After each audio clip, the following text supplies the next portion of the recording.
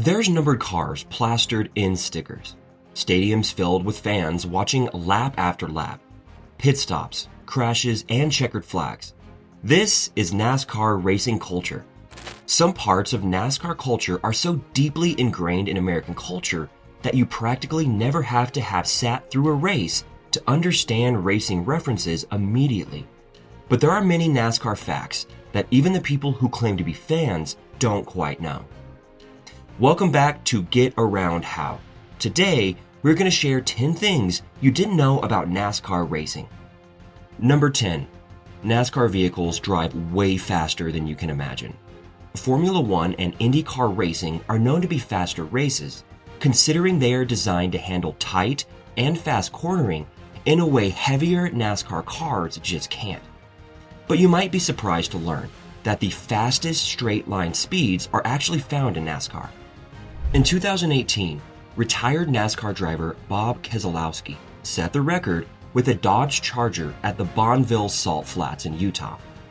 In a straight line speed test, the car hit an incredible 271 miles per hour, or 436 kilometers per hour. That's lightning speed. To get a feel for the kind of speed we are talking about, you can compare the 271 miles per hour to the fastest Formula One straight line speed, which was 256 miles per hour, or the fastest IndyCar race, which was reportedly clocked at 257 miles per hour.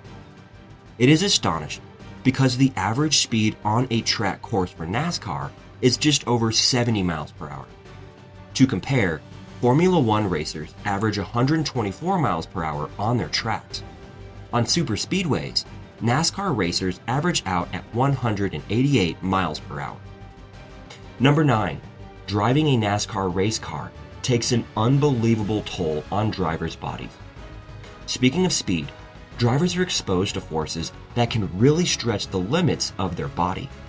Unfortunately, NASCAR naysayers quickly dismiss racing as a sport, since drivers are seated for the entire time. But that doesn't mean it isn't physically exhausting. There are also many dangers that drivers have to face during laps, and one of those is fumes. While most regular cars have good ventilation systems to keep us safe, race car drivers can't rely on that alone. They are stuck in the car for 4 to 6 hours at a time and can't exactly pull over to air out the car or do anything to make breathing easier. Since they are stuck seated for long periods of time, blood clots can begin to form, which poses another potential health hazard. Poor guys. NASCAR drivers respond to these racing conditions with a surge in blood glucose levels and higher oxygen consumption. They are basically doing metabolic work, just like other athletes, and on top of that, they are in full fire suits and protective helmets. It's not uncommon for drivers to lose 5 to 10 pounds of sweat during a race, while they also deal with continuous vibrations and high G-forces inside the car. Even keeping their heads held up straight is a physical challenge. You've got to be a little superhuman to survive those kinds of conditions. Number 8. Drivers have to meet a weight requirement. Kind of. To compete in the NASCAR race, drivers and cars must meet specific weight requirements. Race cars like Sprint Cup cars must weigh between 3,235 pounds, or 1,467 kilograms, and 3,325 pounds, or 1,508 kilograms. As for drivers, before 2013, NASCAR's weight rules offered drivers exemptions if they weighed less than 140 pounds, or 63 kilograms. But this meant the lighter weight drivers had an advantage. To be more fair, NASCAR eliminated exemptions in favor of a sliding scale. This meant that heavier drivers are allowed cars that weigh less to counter the driver's additional weight difference. But the official rules only have a sliding scale up to 220 pounds or 99 kilograms. So even if a driver weighs more than 220 pounds, the car cannot be less than 3,235 pounds regardless. This meant it is unlikely you'd see a driver weigh over 220 pounds. Number 7. Danica Patrick wasn't the first woman to take on NASCAR. The rule change in the world of racing was primarily based on the introduction of Danica Patrick into the world of NASCAR. Danica was a graceful yet tough and strong woman who weighed considerably less than her peers, for which she drew criticism from some for having an unfair advantage at the weigh-in. But Danica wasn't the first woman to join the ranks of the NASCAR elite. It was actually Janet Guthrie that was the first woman to qualify and compete in the Indianapolis 500 and the Daytona 500. In the 1976 World 600, Guthrie finished 15th, becoming the first woman to compete in a NASCAR Winston Cup Super Speedway race. She was a trailblazer. She competed in her first Daytona 500 in 1977, finished 12th when her car's engine failed with 10 laps to go. She also earned the honor of top rookie in the race. Following her Daytona 500 debut, Guthrie became the first woman to qualify and compete in the Indy 500, but finished 29th, again with engine problems. She competed in 2 more Indy 500s, finishing 9th in the 1978 race. Guthrie competed in 11 IndyCar events total, finishing in 5th place. In addition to the IndyCar races, Guthrie competed in 33 NASCAR Cup races over 5 seasons. Her highest finish, 6th place at Bristol in 1977, remains tied as the best finish by a woman in a modern NASCAR Cup race. Impressive is an understatement.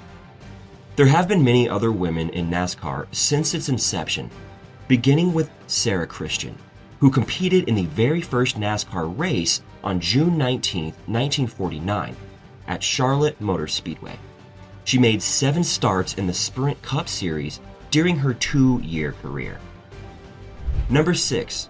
Richard Petty is responsible for the now standard window net. While few people are familiar with Sarah or Janet, most know Richard Petty, the most accomplished racer to ever set foot on a NASCAR track. He was a force that left a mark on the NASCAR world after a grand wreck. It was 1970, and Petty's steering failed during a race at Darlington Raceway. His car slammed into the wall nose first and then spiraled into a violent tumble, rolling 5 times before resting on its roof. Petty was knocked unconscious as he hung from the driver's side window. It was startling that Petty survived the wreck with only a broken left shoulder, but the image of his body hanging limply from the window remained seared into people's minds. This couldn't happen again because it would be bad for NASCAR's reputation, so they implemented a mandatory window net in the driver's side door. Number 5. NASCAR has an R&D center. Window nets were the only safety innovation NASCAR made. In fact, only a few people know that NASCAR has its own research and development center in Concord, North Carolina, not far from where the first ever race was held. The primary focus of the NASCAR Research and Development Center is to develop safety initiatives and advance competition for the entire NASCAR series. As the first research and development center owned and operated by a major motorsport series, it is a world-class facility where engineers with diverse backgrounds collaborate with officials who oversee the sport weekly.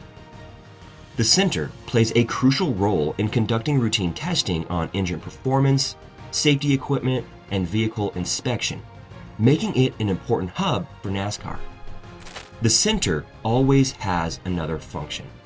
The R&D center completes post-race inspections, where the winning car and 2 others go through a tear-down process. The process is to conduct a thorough inspection to ensure the race was 100% fair. We don't doubt that there are some sly minds that crave the winning title, if there can be loads of money on the line. For this reason, the race isn't technically official until the tear-down process is complete, which is usually days later. In recent years, frustration over the delay caused NASCAR to revise the policy and complete the inspections at the track immediately after the race. Number 4. NASCAR cars don't last very long.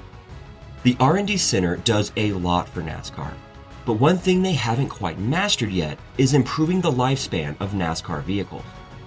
Most people need to realize that NASCAR engines have an incredibly short career.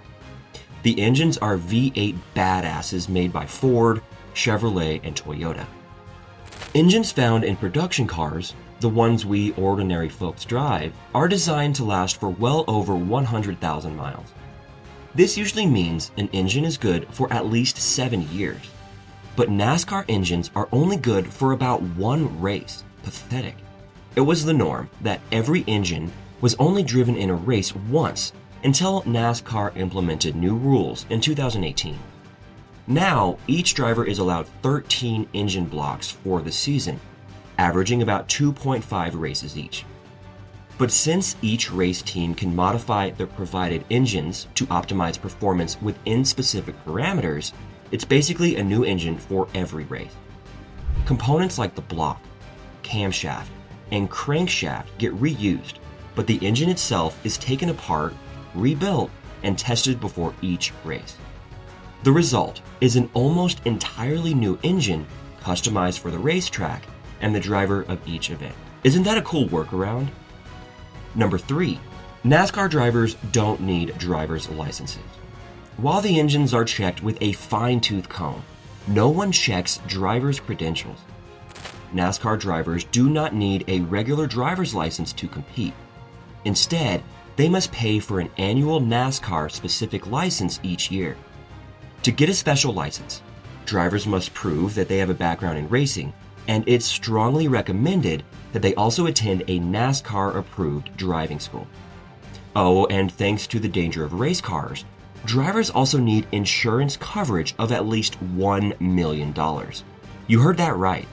They'll also have to pass a mandatory drug test and stay up on their renewals. But if a NASCAR driver gets pulled over on a public road, his special license won't help him. The privileges of a race car license don't carry over to street driving. Number 2, drivers can't take bathroom breaks. NASCAR drivers only leave their cars for part of the race, usually around 3 hours. This poses a bit of an issue for drivers because they don't get bathroom breaks. It's not like watching a movie or driving on a highway with rest stops. Drivers are strapped in that seat without any chance for an exit. Diapers are out since they are flammable, so what do?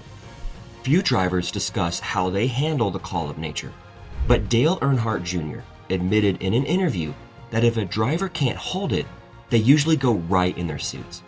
Thankfully, this doesn't happen too often, as the insane amount of sweat dripping off drivers takes care of most of their water weight.